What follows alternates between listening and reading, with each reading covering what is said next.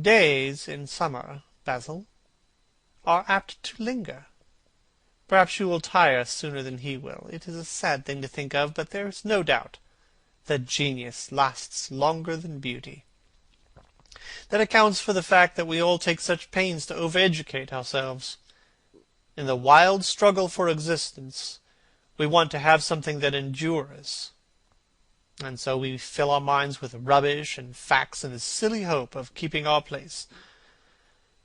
The thoroughly well-informed man, that is the modern ideal, and the mind of the thoroughly well-informed man is a dreadful thing. It's like a bric-a-brac shop, all monsters and dust, and everything priced above its proper value. I think you will tire first, all the same. Some day you will look at Gray, and he will seem to you to be a little out of drawing, or you won't like his tone of colour or something. You will bitterly reproach him in your own heart, seriously think that he has behaved very badly to you. Next time he calls, you will be perfectly cold and indifferent. It will be a great pity, for it will alter you. The worst of having a romance is that it leaves one so unromantic. Harry, don't talk like that.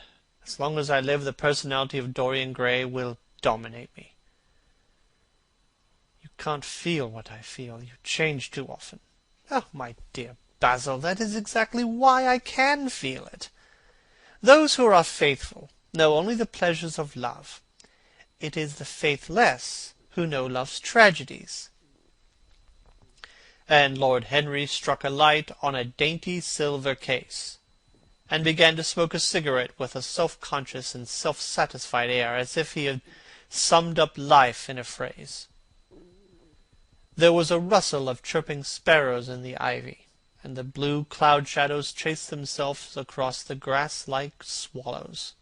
How pleasant it was in the garden, and how delightful other people's emotions were. Much more delightful than their ideas. It seemed to be fascinating things in life.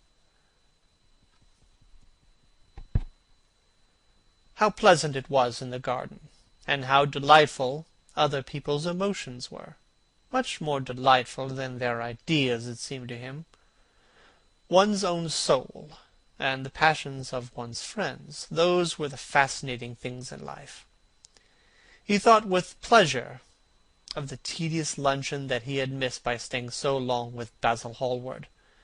Had he gone to his aunt's, he would have been sure to meet Lord Goodbody there, and the whole conversation would have been about the housing of the poor, and the necessity of model lodging-houses. It was charming to have escaped all that. As he thought of his aunt, an idea seemed to strike him. He turned to Hallward and said, "My dear fellow, I've just remembered." "Remembered what, Harry?" "Where I heard the name of Dorian Gray." "Where was it?" asked Hallward with a slight frown. "Oh, don't look so angry, Basil. It was at my aunt's, Lady Agatha's. She told me she had discovered a wonderful young man who was going to help her in the East End, and that his name was Dorian Gray. I'm bound to state that she never told me he was good-looking. Women have no appreciation of good looks, at least good women have not. She said that he was very earnest, and had a beautiful nature. I had once pictured myself a creature with spectacles and lank hair, horribly freckled, and tramping about on huge feet. I wish I had known it was your friend." "I'm very glad you didn't, Harry. Why?" "I don't want you to meet him." "Mr. Dorian Gray is in the studio, sir," said the butler, coming into the garden. "You must introduce me now," cried Lord Henry, laughing. Basil Hallward turned to the servant, who stood blinking in the sunlight. "Ask Mr. Gray to wait, Parker. I'll be in a few moments." The man bowed and went up the walk. Then he looked at Lord Henry. "Dorian Gray is my dearest friend," he said. "He has a simple and beautiful nature. Your aunt was quite right in what she said of him. Don't spoil him for me. don't try to influence him. Your influence would be bad. The world is wide and has many marvelous people in it. Don't take away from me the one person that makes life absolutely lovely to me, and that gives to my art whatever wonder or charm it possesses. Mine, Harry, I trust you." He spoke very slowly, and the words seemed wrung out of him almost against his will.